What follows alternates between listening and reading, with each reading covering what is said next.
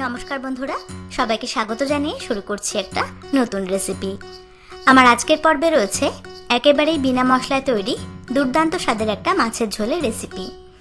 এটা খুবই সহজ সাধারণ একদম সিম্পল একটা রেসিপি, তবে খেতে কিন্তু অসাধারণ লাগে গরম গরম ভাতের সাথে। আর তৈরি করা একেবারেই সহজ, মাত্র 10 থেকে 12 মিনিটের মধ্যে এটা তৈরি হয়ে যায়। তো রান্নাটা করার জন্য এখানে আমি নিয়েছি রুই মাছ। আর চেষ্টা করবেন একটু টাটকা মাছ দিয়ে রান্নাটা করার, তাহলে কিন্তু এই রান্নার টেস্ট সবচেয়ে বেশি ভালো আসে। মাছটা যদি খুব একটা ভালো না হয়, মানে একটু যদি বাসি হয়, তাহলে কিন্তু এই রান্নাটা খেতে খুব একটা ভালো নাও লাগতে পারে। তো এবার এই মাছের মধ্যে 1/2 টিস্পুন নুন আর 1/4 টিস্পুন হলুদ ভালো করে মাখিয়ে নিচ্ছি।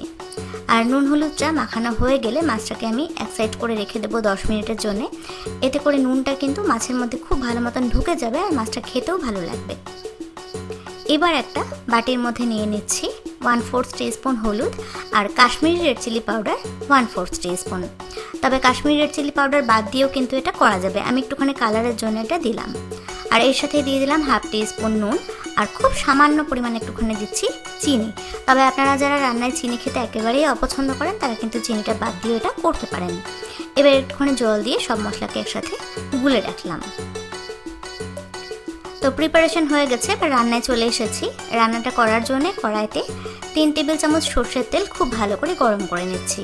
আর এই রেসিপিটা কিন্তু সর্ষের তেল দিয়ে সবচেয়ে বেশি ভালো হবে। তো তেলটা খুব ভালো করে গরম হয়ে যাওয়ার পরে একটা একটা করে মাছের টুকরো দিয়ে দিচ্ছি। মাছটাকে একটু হালকা করে ভেজে নেব। আর নতুন রাঁধুনিদের জন্য বলছি, তেলটাকে খুব ভালো করে গরম করে নিয়ে তারপরেই কিন্তু মাছগুলো ভাজবেন। নাহলে অনেক সময় দেখা যায় কড়াইয়ের মধ্যে কিন্তু মাছটা আটকে যায়, ভাজতে খুব অসুবিধা হয়। তো তেলটা যদি খুব ভালো করে গরম থাকে, তাহলে কিন্তু মাছটা কোনোই অসুবিধা হয় না, খুব সহজেই উল্টানো পাল্টানো যায়। তো 2 পিঠ উল্টে পাল্টে মোটামুটি 4 থেকে 5 মিনিটের জন্য একটু হালকা করে মাছটাকে ভেজে নিচ্ছি। এই রেসিপিতে মাছ যদি খুব বেশি কড়া করে বা লাল করে ভাজা হয়, তাহলে কিন্তু খুব একটা ভালো লাগবে না। তো মাছগুলো এখানে আমার ভাজা হয়ে গেছে, এবার এটাকে তুলে রাখলাম। আর এই মাছ ভাজা তেলটার মধ্যে দিয়ে দিচ্ছি 1/2 টিস্পুন 5 ফোড়ন। এই রেসিপিটা কিন্তু 5 ফোড়ন দিয়েই করতে হবে, যেহেতু একেবারেই বিনা মশলায় এটা রান্নাটা করছি।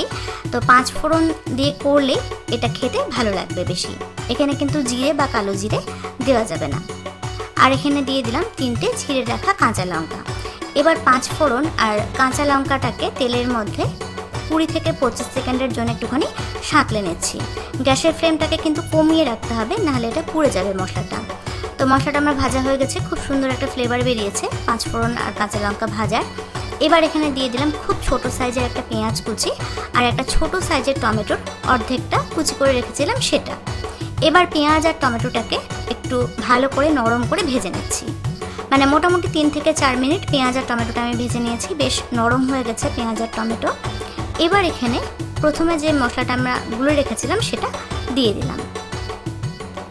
আমার এখানে আর একটু জল লাগবে, তো মশলার বাটি ধুয়ে এখানে আরও 1/2 কাপের মতন জল আমি দিয়ে দিলাম। আর দিয়ে দিলাম বেশ খানিকটা ধনেপাতা কুচি। মশলা কষানোর সময় যদি ধনেপাতাটা দেওয়া হয়, তাহলে কিন্তু ধনেপাতার খুব সুন্দর একটা ফ্লেভার মাছের মধ্যে চলে আসে, আর যেটা খেতেও ভীষণই ভালো লাগে। এবার এই মশলাটাকে খুব ভালো করে কষিয়ে নিতে হবে। মানে গ্যাসের ফ্লেমটাকে মিডিয়াম হাইতে দিয়ে মোটামুটি 4 থেকে 5 মিনিট মশলাটাকে আমি খুব ভালো করে কষিয়ে নিয়েছি। দেখুন জলটা কিন্তু একেবারেই টেনে গিয়ে তেলটা সাইড থেকে বেরোতে শুরু করেছে। মশলাটা খুব ভালো করে কষিয়ে নেবেন, তাহলে কিন্তু রান্নার টেস্ট খুব ভালো হবে। তো মশলাটা আমার ভালো করে কষানো হয়ে গেছে। এবার এখানে দিয়ে দিচ্ছি 2 কাপ জল। যেহেতু এই ঝোলটা একটু পাতলা ঝোল হবে, তো জলের পরিমাণটা কিন্তু একটু বেশি দিতে হবে। আমি যেরকমভাবে রান্নাটা করছি, আপনারা ঠিক সেই রকমভাবে রান্নাটা একবার তৈরি করে খেয়ে দেখবেন এটা খেতে কিন্তু ভীষণ ভালো হয়। তো ঝোলটা ফুটে ওঠার পরে ভেজে রাখা মাছের টুকরোগুলোকে দিয়ে দিলাম। আমি একটু নুন টেস্ট করে দেখেছি, নুনটা কিন্তু আমার কম রয়েছে, তো পরিমাণ মতো নুন এখানে আমি দিয়ে দিলাম। আপনারা অবশ্যই নুন আর ঝালটা নিজেদের টেস্ট অনুযায়ী দেবেন। তো এখানে 2টো চিড়ে রাখা কাঁচা লঙ্কা দিয়ে দিলাম আর দিয়ে দিলাম একটুখানি ধনেপাতা কুচি।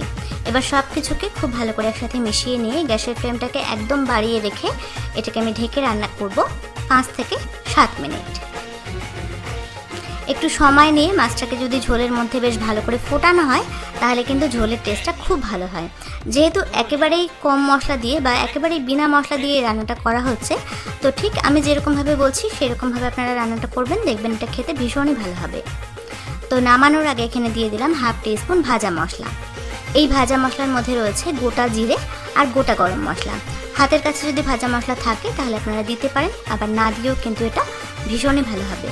ব্যাস তৈরি হয়ে গেল একেবারেই বিনা মশলায় তৈরি দুর্দান্ত স্বাদের একটা মাছের ঝোল, যেটা কিনা গরম গরম ভাতের সাথে খেতে জাস্ট অসাধারণ লাগে। তো কেমন লাগলো আমার আজকের এই রেসিপি সেটা অবশ্যই আমাকে কমেন্টস করে জানাবেন।